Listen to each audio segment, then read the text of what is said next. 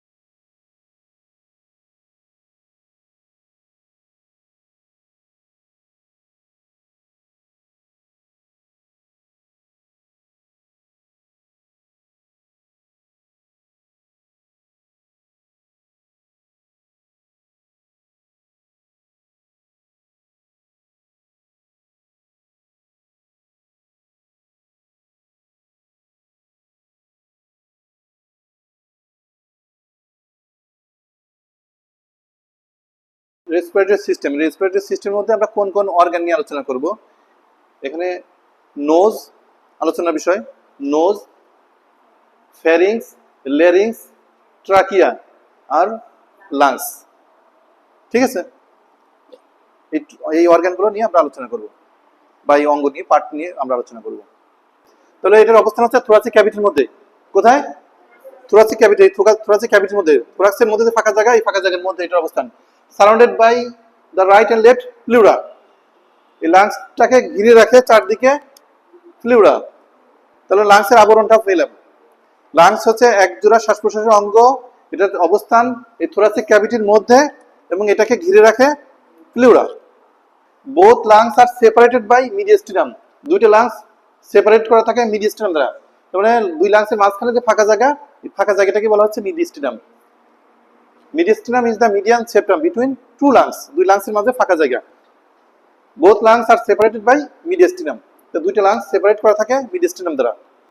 Right lungs, right lungs, এই right লাংসের lobe তিনটা, লোব অর্থাৎ কম্পার্টমেন্ট, চেম্বার এরকম, বা আপনার ভাগ তিনটা। কয়টা? তিনটা। আপার লোব, মিডিল লোব আর লোয়ার লোব। তিনটা, upper middle lower, upper middle lower, তিনটা লোব। তিনটা ভাগে ভাগ করে যায় রাইট লাংসকে। রাইট লাংসটাকে চিনবো কিভাবে? এরকম রাইট লাংসে তিনটা লোব থাকবে। কয়টা? তিনটা। তিনটা লোব থাকবে। আর এই তিনটা লোবকে সেপারেট করার জন্য দুইটা ফিশার, খাস বা গর্ত থাকবে। ফিশার, ফিশার অর্থ খাস বা গর্ত। দুইটা ফিশার থাকবে। একটা ফিশার অরাইজন্টাল, অরাইজন্টাল এটা, অরাইজন্টাল ফিশার, আর এটা হচ্ছে অবলিক।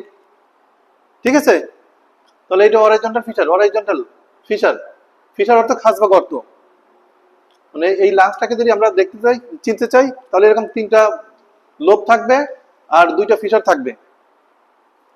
ঠিক আছে, আর লেফট লাংসের ক্ষেত্রে টু লোব থাকবে, two lobes, two lobes, upper and lower, upper lobe, lower lobe.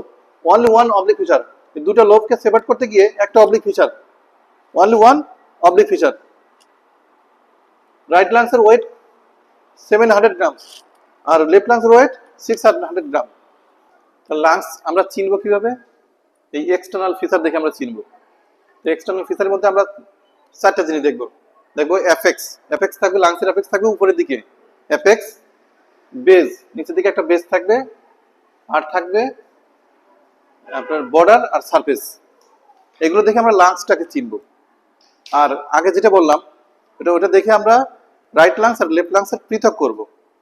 ঠিক আছে, তো অ্যাপেক্সটা থাকবে। অ্যাপেক্সের পজিশন কোথায় থাকবে? অ্যাপেক্স হচ্ছে আপার ব্লান্ট পার্ট, আপার উপরে যে ভোঁতা একটা অংশ, এই অংশটা হচ্ছে অ্যাপেক্স। এর পজিশন হবে when extends it wrist root of neck। যখন এটা প্রশস্ত হয়, তখন এটা, যখন এটা বড় হয়, যখন এটা বড় হয়, আপনার মানে ফুলানো হয়, রুট অফ দ্য নেক, নেকের রুট পর্যন্ত পৌঁছে যায়। কত দূর? About 2.5 centimetre above the medial 1/3 of clavicle. এই যে ক্লাভিকল, এই ক্লাভিকলের 2.5 সেন্টিমিটার উপরে চলে যায়, লাংসটাকে ফুলাইলে 2.5 সেন্টিমিটার উপরে চলে যায়। আপনার কোন পজিশনে? আপনার 1/3 অফ ক্লাভিকল, ক্লাভিকলের মিডিয়াল 1/3, মাঝের দিকের যে 1/3, এই মাঝের দিকের 1/3, এটা হচ্ছে পাশের দিকে হচ্ছে ল্যাটারাল, আর মাঝের দিকে মিডিয়াল। তাহলে মিডিয়াল 1/3 এর উপরে দিকে চলে যাবে। কতটুকু উপরে যাবে? 2.5 সেন্টিমিটার, 2.5 সেন্টিমিটার উপরে যাবে। এই জন্য আমরা কারো যদি লাংস এফেক্ট হয় কোনো কারণে, আপনি যেমন টিবি হইলে লাংসটা একটু, লাংসে সমস্যা হয়ে যায় এরকম, বা অথবা পালমোনারি প্লিউরাল ইফিউশন অথবা লাংস ক্যান্সার, এরকম জটিল কোনো রোগ হলে তখন আমরা এই লাংসটাকে বাইরে থেকে প্যালপেট করে পাই। এখানে যদি চাপ দিই, এখানে চাপ দিলে তখন আমরা লাংসটাকে প্যালপেট করে পাই। তখন আমরা কি করি? হ্যাঁ, তখন এই জায়গায় চাপ দিই, এই জায়গায় চাপ দিই, এই জায়গায় চাপ দিলে আমরা, এই জায়গায় চাপ দিয়ে এরকম চাপ দিলে আমরা তখন লাংসটাকে প্যালপেট করে পাই। তখন এটার পজিশন কোন জায়গা হবে?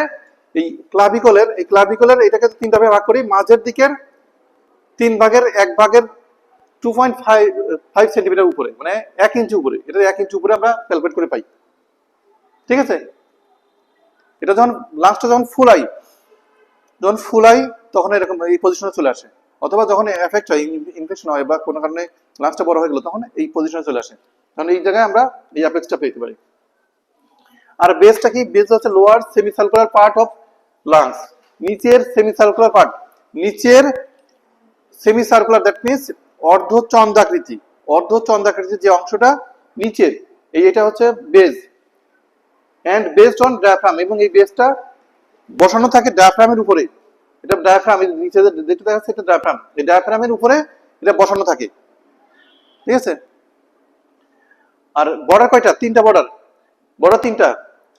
লাংসের বর্ডার 3টা। যদি লাংসটাকে এরকম যদি দেখি, এই 3টা বর্ডার পাবো। একটা পাবো অ্যান্টেরিয়র সামনের বর্ডার, একটা পাবো পিছন দিকের পোস্টিভ বর্ডার, আর একটা বর্ডার পাবো নিচের দিকে বর্ডার। নিচে অ্যান্টেরিয়র, পোস্টেরিয়র আর ইনফিরিয়র, 3টা বর্ডার পাবো। আর সারফেস পাবো 2টা। একটা সারফেস পাশের দিকে, এটা হচ্ছে কোস্টাল সারফেস, কোস্টাল। এই সারফেসটা ভিতর থাকবে এরকম, কোস্টাল মানে রিব, কোস্টাল মানে রিবের দিকে থাকবে, এজন্য এটা বলা হচ্ছে কোস্টাল সারফেস। আর একটা সারফেস থাকবে মাঝের দিকে, মাঝের সারফেস, এই সারফেসটাকে বলা হচ্ছে মিডিয়াল সারফেস। এই মিডিয়াল সারফেসটাকে 2টা ভাগে ভাগ করা হয়। একটা পার্ট হচ্ছে মিডিয়েস্টিনাল পার্ট, আর একটা পার্ট হচ্ছে ভার্টিব্রাল দিকে। ঠিক আছে? মিডিয়েস্টিনাল আর ভার্টিব্রাল 2টা ভাগে ভাগ করা যায় এই মিডিয়াল সারফেসটাকে।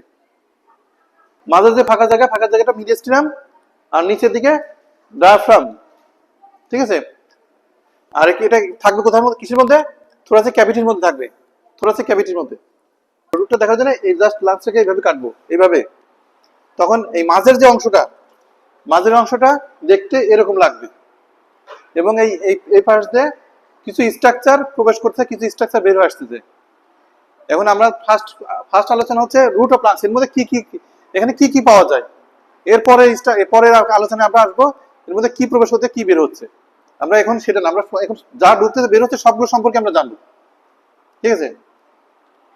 এটা হচ্ছে ছোট্ট একটা অংশ, অল্প একটু একটা জায়গা, মানে শর্ট একটা অংশ, এবং ব্রড, প্রশস্ত, পায়ের পাতার মতো, এন্ড ব্রড পেডিকল, প্রশস্ত পায়ের পাতার মতো, which connects the medial aspects of the lungs, যেটা লাংসের মাঝের অংশটার সঙ্গে সংযোগ রক্ষা করে।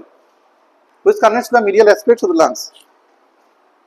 এটা এখানে কি কন্টেন্টস করে, দেখেন একটু মমিতা।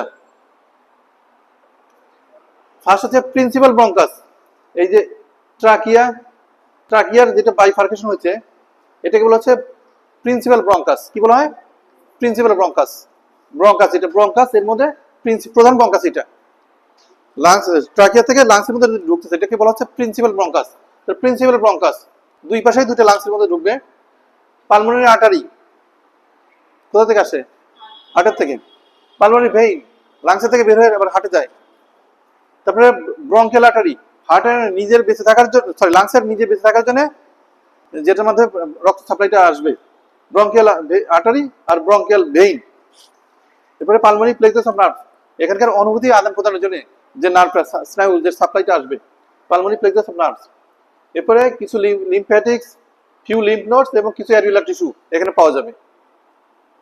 ঠিক আছে, এইগুলো কন্টেন্টস করে রুট অফ লাংস, মানে এই এরিয়াটুকুর মধ্যে এইগুলো পাওয়া যাবে। এখানে আমরা যদি দেখি এরকম কেটে দেখি তাহলে এগুলো পাওয়া যাবে।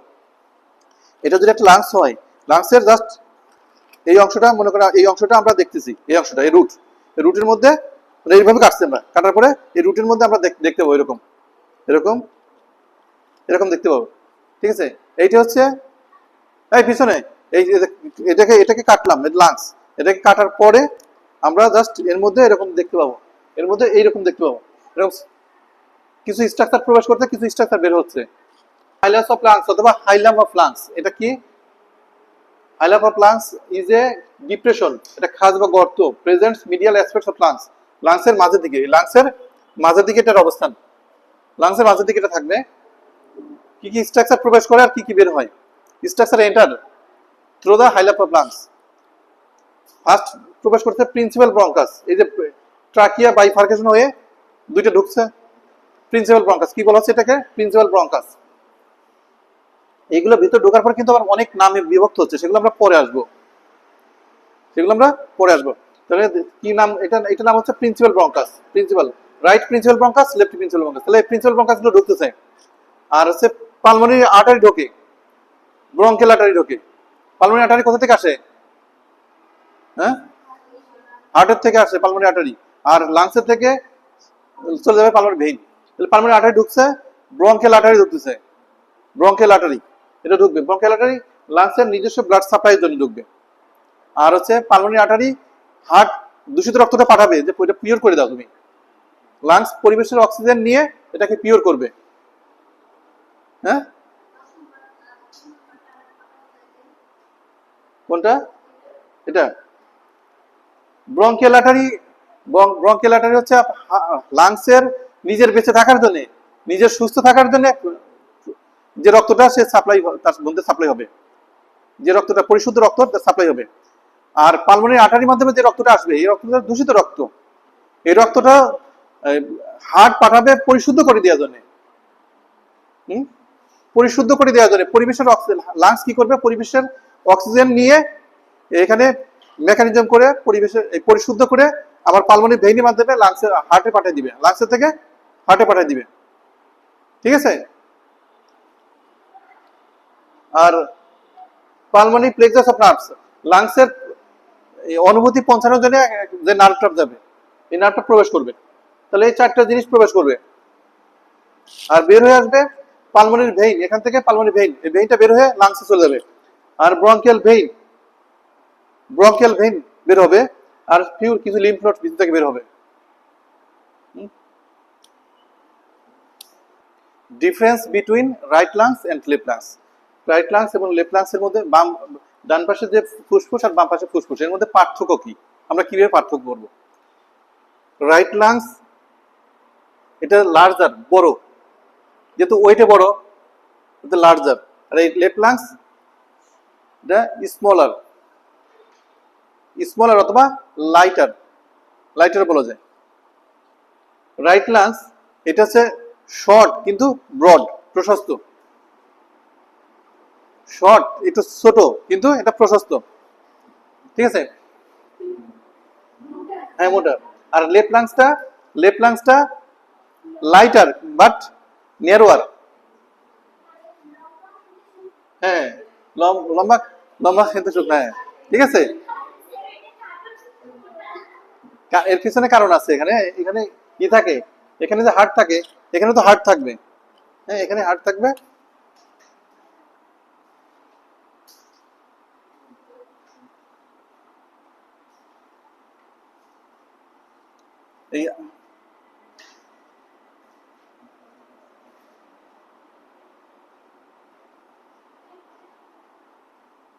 এই হার্টের কারণে এখানে কিছুটা ইন্টারাপ্টেড, মানে কি থাকে এখানে কিছুটা, আর তো একটু ক্লোজ থাকে, এটা হার্ট লাস্টটা আর একটু ক্লোজ থাকে।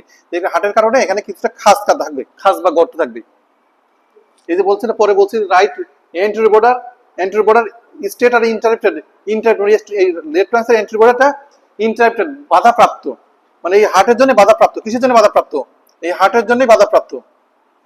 ঠিক আছে, হার্টের জন্য বাধাপ্রাপ্ত এই রাইট বর্ডার। এই কারণে এটা এটা এই লেফট লাংসটা আপনার লম্বা, লেফট লাংসটা ন্যারো, লম্বা, এটা লম্বা কিন্তু হালকা, হালকা এটা থেকে এটা হালকা। এটা ওয়েট কতটুকু? 700 গ্রাম। আর লেফট লাংসের ওয়েট 600 গ্রাম। 3 নম্বর বলা হয়েছে weight. Number of lobes, right লাংসের লোব কয়টা বলছি? রাইট লাংসের লোব তিনটা। এই ফার্স্ট লোব, এক লোব, একটা লোব, একটা লোব, তিনটা। আপার, মিডল, লোয়ার, তিনটা লোব। আর লেফট লাংসের ক্ষেত্রে লোব হচ্ছে দুইটা। কয়টা লোব? দুইটা। আপার লোব, লোয়ার লোব, দুইটা লোব। ফিশার কয়টা? রাইট লাংসের ক্ষেত্রে 2 fissure, horizontal fissure, oblique fissure. Left লাংসের ক্ষেত্রে হ্যাঁ অবলিক ফিশার, শুধু একটা ফিশার। আর এন্ট্রি বর্ডার, রাইট লাংসের ক্ষেত্রে, রাইট লাংসের এন্ট্রি বর্ডার এটা স্ট্রেট সোজা। লেফট লাংসের ক্ষেত্রে হার্টের কারণে এটা ইনটারেক্টেড, বাধাপ্রাপ্ত। এটা একটু এখানে এরকম এসে একটু খাস, একটু গর্তের মতো আছে। হার্টের কারণে এটা যেটাকে বলা হচ্ছে কার্ডিয়াক নস, বুঝছেন? হার্টের কারণে একটু খাস বা গর্ত আছে, আপনি দেখলে চিনবেন।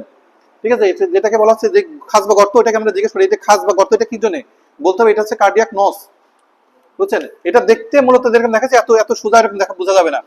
মানে আপনি এটাকে দেখতে চান, এখানে একটু খাজের মতো আছে, ঠিক আছে?